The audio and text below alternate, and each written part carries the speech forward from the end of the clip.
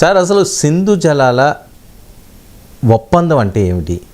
భారత్ దీన్ని నిలిపివేయడం వల్ల పాక్కి అంత తీవ్రమైన సంక్షోభం వచ్చే పరిస్థితి ఉంటుందా? చాలామందిలో ఉన్న అనుమానాలు. అంటే ఈ పహల్గామ్ అటాక్ తర్వాత భారత ప్రభుత్వం తీసుకున్న కీలకమైన నిర్ణయాల్లో ఒక రకంగా ముఖ్యమైన నిర్ణయం సింధు నదీ జలాల ఒప్పందాన్ని సస్పెండ్ చేయడం, రద్దు చేయలేదు. ఎందుకంటే ఈ ఒప్పందము నిలిపివేశారు ప్రకారము ఏ దేశం కూడా ఏకపక్షంగా రద్దు చేయరాదు, యూనిలేటరల్గా రద్దు చేయలేదు. అందువల్ల దీన్ని సస్పెండ్ చేశారు, నిలిపివేశారు. ఇది ఎందుకు ముఖ్యమైందంటే వర్మ గారు ఏంటి దీనికి ప్రాధాన్యత ఏంటంటే గత 60 ఏళ్లలో ఎన్నడూ కూడా ఈ 1960లో ఈ ఒప్పందం అమల్లోకి వచ్చింది. కొద్ది ఒప్పందం పైన సంతకాలు జరిగాయి. ఈ 65 ఏళ్లలో మనం యుద్ధాలు చూసాం. బంగ్లాదేశ్ విమోచన పోరాటం నేపథ్యంలో 1971 వార్ చూసాం, కార్గిల్ యుద్ధం లాంటివి చూసాం, యూరి, పఠాన్కోట్, పుల్వామా ఇలాంటి ముంబై తీవ్రవాద దాడులు చూసాం. ఇండియా జరిపిన సర్జికల్ స్ట్రైక్స్, బాలాకోట్ స్ట్రైక్ చూసాం. ఇన్ని పరిణామాలను తట్టుకున్న ఒప్పందం ఇది. ప్రపంచంలో చాలా రేర్. అంటే ఇంత దయాది దేశాలుగా ఉంటూ నిరంతర శత్రుత్వంలో ఉండే దేశాల మధ్య water was never an a weapon. భారతదేశం ఏనాడు కూడా నీటిని ఆయుధంగా మార్చుకోలేదు. ఇవాళ తప్పనిసరిగా ఆ పని చేయాల్సి వచ్చింది. దీని సిగ్నిఫికెన్స్. ఇక ఈ ఒప్పందం ఏంటి అంటే 1948లో ఇండస్ రివర్ సిస్టమ్ నుంచి తాత్కాలికంగా వాటర్ ఫ్లోను ఇండియా ఆపింది. దీనిపైన పాకిస్తాన్ యునైటెడ్ నేషన్కి వెళ్ళింది. యునైటెడ్ నేషన్కి వెళ్ళినప్పుడు యునైటెడ్ నేషన్ చెప్పింది ఏంటంటే ఏదైనా న్యూట్రల్ ఏజెన్సీ ద్వారా రెండు దేశాల మధ్య సంప్రదింపులు జరిగి ఒక ఒప్పందం కుదరాలి అని సజెస్ట్ చేశారు. అందులో భాగంగానే మీకు ఈ ఒప్పందము 1948 తర్వాత చర్చలు మొదలయ్యాయి. 9 ఏళ్ల పాటు చర్చలు జరిగాయి. 9 years టాక్స్ తర్వాత 1960లో ఈ చారిత్రాత్మకమైన ఒప్పందం కుదిరింది. ఈ ఒప్పందం ప్రకారము ఇండస్ రివర్ సిస్టమ్ అంటారు. ఈ సింధు నదీ వ్యవస్థలో 6 నదులు ఉన్నాయి. ఈస్టర్న్ రివర్స్, వెస్టర్న్ రివర్స్ అంటారు. వెస్టర్న్ రివర్స్ ఏమో సింధు, జీలం, చినాబ్. మీకు ఈస్టర్న్ రివర్స్ ఏమో రవి, బియాస్, సట్లేజ్. మీకు సట్లేజ్ నది పైన బాక్రానంగల్ డ్యామ్ కట్టాం. మీరు కులు మనాలి పోతుంటే కులులో ఉంటుంది బియాస్ రివర్, చాలా ఉధృతంగా ప్రవహిస్తుంటుంది. మామూలు ఉధృతంగా భయమేస్తుంది ఆ రివర్ చూస్తే. సో ఈ నదులు ఈస్టర్న్ రివర్స్ అయిన రవి, బియాస్, సట్లేజ్ పైన భారతదేశానికి పూర్తి అధికారం ఉంటుంది. ఇక మిగతా 3 రివర్స్ ఉన్నాయి కదా, western reverse, Jhelum, Chenab and Indus. ఈ 3 నదుల పైన పాకిస్తాన్కు ప్రధానంగా అధికారం ఉంటుంది. ఇక్కడ ఇందులో చాలా నదులు ఇండియాలో స్టార్ట్ అవుతాయి. అందువల్ల ఇండియా పాకిస్తాన్ల ద్వారా ప్రవహిస్తాయి. ఈవెన్ ఆఫ్ఘనిస్తాన్, చైనా కూడా లింక్ అయిన నదులు కూడా ఉన్నాయి, ఈ 2 దేశాలకే కాకుండా. సో ఈ నదీ జలాలను పంచుకోవడంలో ఇప్పుడు జీలం, చినాబ్, ఇండస్ పాకిస్తాన్కు life line.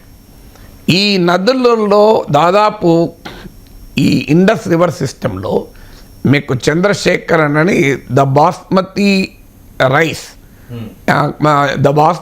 Rice history and geographical indication అని బుక్ రాశాడు ఆయన. ఇక్కడ ఈ బాస్మతి రైస్ ఏంటంటే ఇండియా, పాకిస్తాన్లో మాత్రమే పండుతుంది, ఇంకెక్కడ పండదు ఇది. సో అందువల్ల దీనికి బాస్మతి రైస్ ప్రపంచంలో ఈ అరోమాటిక్ రైస్ అంటారు, మన బిర్యానీ రైస్ సువాసన వదిలుతూ ఉంటుంది. ఈ రైస్ ప్రపంచంలో ఎక్కడ తిన్నా మన దగ్గరికి వెళ్ళిపోవాల్సిందే. సౌత్ ఏషియాకున్న జాగ్రఫికల్ ఇండికేషన్ అది, ప్రత్యేకంగా ఈ ప్రాంతంలో పడుతుంది. అందువల్ల దానిపైన పుస్తకం రాసిన చంద్రశేఖర్ అన్నది ఏంటంటే 168 billion acre feet of water Indus సిస్టంలో ఉంటే 133 million acre feet Pakistan వాడుకుంటుంది.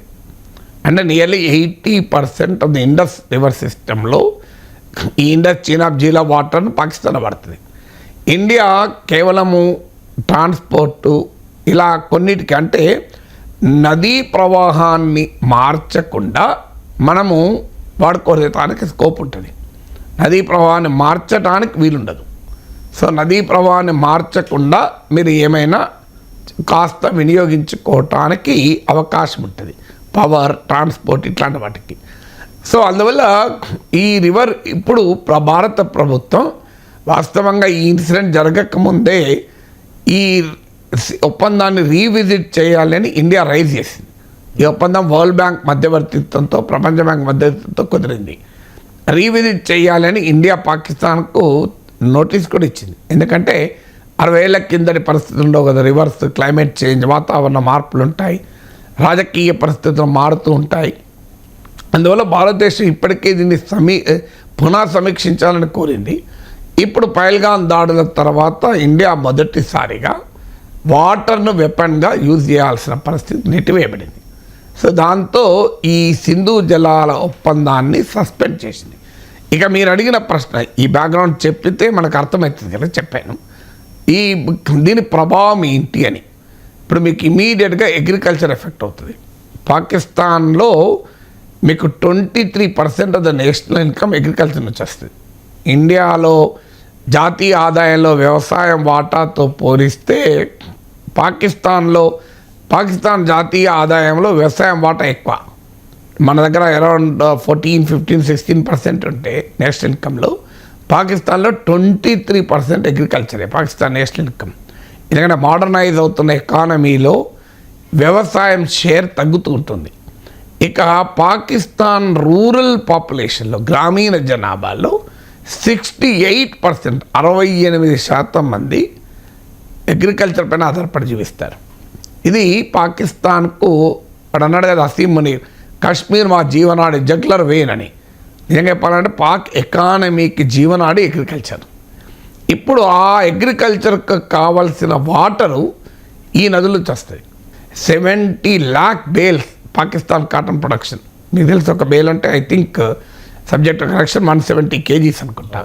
So దాంతో ఇప్పుడు పాకిస్తాన్లో కాటన్ క్రాప్ కరెక్ట్గా జర్మినేట్ అయ్యాల్సిన సమయంలో వాటర్ ఛాలెంజ్ ఎదురవుతుంది.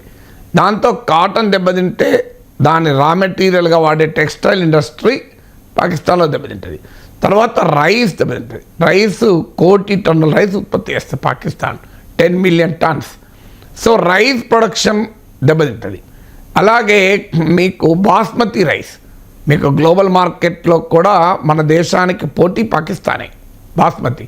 సో బాస్మతి రైస్ అనేది పాకిస్తాన్లో దెబ్బతినే అవకాశం ఉంది. ఎందుకంటే ఇది వాటర్ ఇంటెన్సివ్ క్రాప్స్ కదా రైస్ అనేది. రైస్ మొదలే రైస్ చాలా ఎక్కువ నీరు తీసుకుంటుంది. ఇట్స్ నాట్ లైక్ మీకు ఇతర నీటి ఎద్దని తట్టుకునే పంటలు కావు కదా ఇవి. సో మీకు గోరుచిక్కులు లాంటి పంటలు కావు, క్లస్టర్ బీన్స్ లాంటివి, అవి ఎడార్లో కూడా పండుతాయి రాజస్థాన్లో కూడా. కానీ ఇది అట్లా కాదు కదా, rice is highly water intensive crop. మీరు water intensive crop rice production పూర్తిగా పాకిస్తాన్లో దెబ్బతిన్న ప్రమాదం ఉంది. బాస్మతి రైస్ దెబ్బతింది. ఇది మొదటిగా అగ్రికల్చర్ మీద ఎఫెక్ట్. రెండవది ఏంటంటే దీంతో ఇంటర్ స్టేట్ రైవల్రీ పెరుగుతుంది. ఇప్పటికే పంజాబ్ సింధుల మధ్య పెద్ద ఘర్షణ నడుస్తుంది. ఎందుకంటే పంజాబ్లో గ్రీన్ పంజాబ్ అనే కార్యక్రమం కింద 2 డ్యాములు కడుతున్నారు. దాంతో సింధు ప్రాంతంలో తీవ్ర వ్యతిరేకత వస్తుంది. దీనివల్ల మా దగ్గర వాటర్ స్కేర్సిటీ వస్తుంది అని. మీకు వర్మ గారు ఇంకోటి ఏంటంటే ఈ పంజాబ్కు సింధుకు ప్రత్యేకత కూడా ఉంది. పాకిస్తాన్ రూల్ చేసే 2 ఫ్యామిలీస్, ఒకటి షరీఫ్ ఫ్యామిలీ, 2 భుట్టో ఫ్యామిలీ. షరీఫ్ ఫ్యామిలీది పంజాబ్ అయితే భుట్టో ఫ్యామిలీది మీకు సింధ్. అందులో ఇప్పుడు ఇద్దరు కలిసే ఉన్నారు ఈ ప్రభుత్వం ఇమ్రాన్ ఖాన్కు వ్యతిరేకంగా.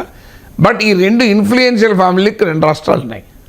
సో అందువల్ల ఇవాళ పంజాబ్ సింధ్ వాటరు సఫిషియెంట్గా ఉన్నప్పుడే కొట్టుకుంటే, వాటర్ స్కేర్సిటీ మొదలైంది కనుక కొట్టుకుంటున్నారు. ఇప్పుడు ఇక వాటర్ ఇంకా సివియర్ స్కేర్సిటీ ఇంకెట్లా కొట్టుకుంటారు. సో అందువల్ల ఇంటర్ స్టేట్ రైవల్రీ పెరుగుతుంది. మూడవది ఐడల్ పవర్. ఈ ఇండస్ రివర్ వాటర్ సిస్టమ్ అంటే సింధు, జీలం, చినాబ్ కేవలం ఇరిగేషన్కు మాత్రమే కాదు, పవర్ అండ్ డ్రింకింగ్ వాటర్ కూడా కీలకం. పాకిస్తాన్లో డ్రింకింగ్ వాటర్ స్కేర్సిటీ అరౌండ్ 30% ఉంటుంది, 30%. సో అందువల్ల అందులో పవర్కు hydel power is the cheapest source of power. మనందరూ తెలిసి ఎక్కడైనా జల విద్యుత్తు అత్యంత చౌకైంది ప్లస్ అత్యంత ఈకో ఫ్రెండ్లీ. ఐడల్ పవర్ మీకు ఆ హైడల్ పవర్ పొటెన్షియల్ దెబ్బతింటుంది. ఎందుకంటే ఈ నదులపైన భారతదేశం కనుక చర్యలు మొదలు పెడితే దాంతో పాకిస్తాన్ పవర్ స్కేర్సిటీ ఎదుర్కోవచ్చు. పాకిస్తాన్లో ఉన్న సిటీస్లో అత్యధిక నగరాలు ఈ నదుల ద్వారా వచ్చే కాలువల మీద ఆధారపడాల్సిందే. సో ఎందుకంటే పాకిస్తాన్లో భూగర్భ జలాలు భారీగా అడుగంటిపోతున్నాయి. అదే ప్రపంచం అంతటా జరుగుతున్నాయి, పాకిస్తాన్లో కూడా ఎక్కువ జరుగుతున్నాయి. సో మీకు ఏం జరగబోతుంది అంటే పవర్ ప్రొడక్షన్ ఇప్పటికే పాకిస్తాన్ సిటీస్ పవర్ స్కేర్సిటీ ఎదుర్కోబోతున్నాయి. లేదంటే వాళ్ళు ఇప్పుడు కోల్ ఇంపోర్ట్ చేసుకోవాలి. కోల్ ఇంపోర్ట్ చేసుకుందంటే ఫారిన్ ఎక్స్చేంజ్ రిజర్వ్స్ లేవు పాకిస్తాన్కు. పాకిస్తాన్కు ఇప్పుడున్న విదేశీ మారక ద్రవ్య నిల్వలు 10 బిలియన్, అంటే కేవలం 2 నెలల దిగుమతులకు మాత్రమే సరిపోతాయి. మన దేశానికి 10 నుంచి 12 నెలల దిగుమతులకు సరిపోయేంత ఫారిన్ ఎక్స్చేంజ్ రిజర్వ్స్ ఉంటే పాకిస్తాన్కు ఇవాళ ఓన్లీ 2 మంత్స్ సరిపోయి ఉన్నాయి. IMF బెయిల్అవుట్ చేయకపోతే పాకిస్తాన్ బతకదు. IMF ఇప్పుడు 80 ఏళ్ళ చరిత్రలో 24సారి బెయిల్అవుట్ చేస్తుంది. 24సారి 24 ప్రపంచంలో బహుశా IMF ద్వారా బతికించబడింది. ఈ పాకిస్తాన్ మించింది ఇంకేది ఉండకపోవచ్చు 24 సార్లు. సో అందువల్ల పవర్ ప్రొడక్షన్ దెబ్బతింటుంది, డ్రింకింగ్ వాటర్ దెబ్బతింటుంది, అగ్రికల్చర్ దెబ్బతింటుంది, ఇంటర్ స్టేట్ రైవలరీ దెబ్బతింటుంది, మీకు పాకిస్తాన్ ఎకనామిక్ గ్రోత్ దెబ్బతింటుంది. అందువల్ల డెఫినెట్గా it's a very serious challenge. Already Pak economy ఇబ్బందుల్లో ఉంది, పాక్ పాలిటీ గందరగోళంగా ఉంది, ప్రజల్లో తీవ్రమైన వ్యతిరేకత ఉంది. ఈ సమయంలో కరెక్ట్గా ఇండియన్ గవర్నమెంట్ వాటర్ను వెపన్గా చేసి కొట్టడం వల్ల Pakistan will seriously face the problem.